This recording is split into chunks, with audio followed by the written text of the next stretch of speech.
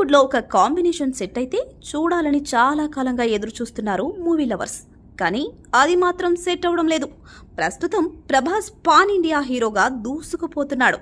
దర్శకుడు సుకుమార్ కూడా పుష్ప సినిమాతో పాన్ ఇండియా లిస్టులోకి వచ్చేశాడు. కానీ ఈ ఇద్దరి కాంబో కుదరడం లేదు.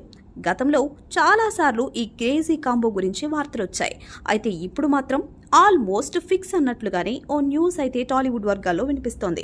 ప్రజెంట్ ప్రభాస్ లైనప్లో 1/2 డజన్కు పైగా సినిమాలున్నాయి.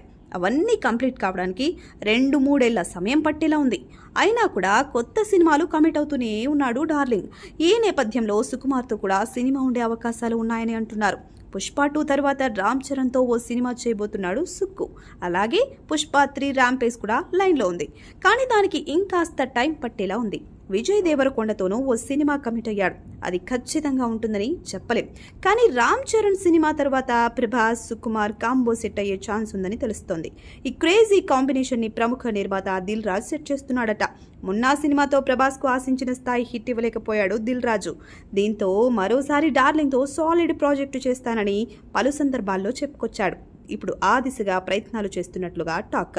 ఒకవేళ ఈ కాంబో సెట్ అయితే మాత్రం ఆ లెక్క మామూలుగా ఉండదని చెప్పాలి.